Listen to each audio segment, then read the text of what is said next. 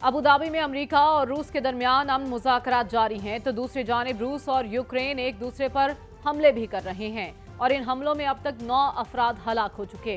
कतरी नशरियाती इदारे अल जजीरा के मुताबिक यूक्रेन के सदर व्लादिमीर ज़ेलेंस्की ने कहा कि कैफ ऐसा समझौता चाहता है जो यूक्रेन को मजबूत करे, कमजोर ना करे, जबकि रूस का कहना है कि यूक्रेनी हमले में रोस्तोफ रीजन में 3 अफराद हलाक और 10 जख्मी हुए।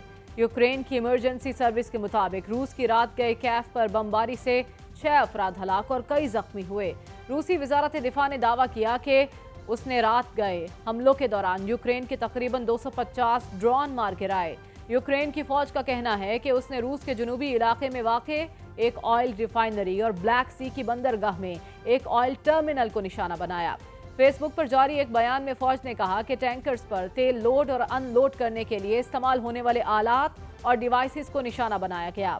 जंगबंदी से मुतालिक यूक्रेनी सदर के बयान के जवाब में क्रिमिनल ने तर्जुमान का कहना है कि मॉस्को को जनेवा मुज़ाकरात के बाद यूक्रेन जंग खत्म करने के लिए नया तरमीम शुदा अमरीकी मंसूबा अब तक मौसूल नहीं हुआ, मगर अमरीकी सदर ट्रंप का मंसूबा एक ही ठोस चीज़ है।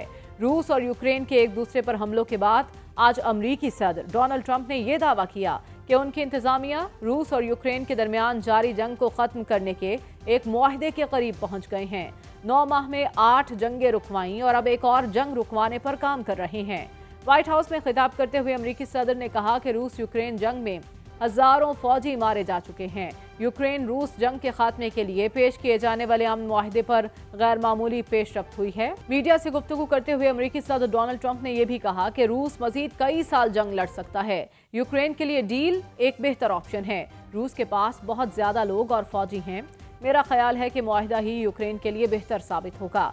जंग रोकने की कोई डेडलाइन नहीं, सब थक चुके हैं, जंग रोकना चाहते हैं। उधर रूसी तज्जियाकारों का मानना है कि जनेवा में होने वाले मुज़ाकरात यूक्रेन और रूस के दरमियान बुनियादी मसाइल पर नहीं पहुंच सके और जंग के खात्मे के लिए किसी मुआहदे की बात करना अभी बहुत जल्द होगा।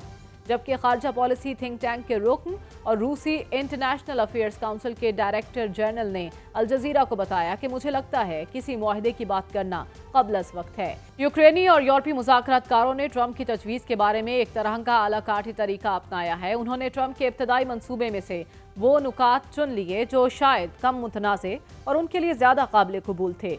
उनका कहना था कि ये निकात ज़्यादातर तकनीकी और अमली उमूर से मुतालिक थे, जैसे जंगी कैदियों की रिहाई और ज़ापोरिज़ा जौहरी पावर प्लांट का इंतज़ाम, लेकिन सरहदों और यूक्रेन के मुस्तकबिल के दर्जे जैसे बुनियादी सवालात अभी तक हल होते नजर नहीं आते। अमन मंसूबे से मुतालिक यूक्रेनी क़यादत का ख्याल है कि अमरीकी मंसूबा जो इब्तदाई तौर पर 28 निकात पर मुश्तमिल था और अब जनेवा और अबू धाबी में होने वाली बातचीत से 19 निकात तक महदूद हो चुका है, ताहम इलाका छोड़ने, फौजी हुदूद और नेटो की शमूलियत जैसे हसास मसाइल अभी हल तलब हैं।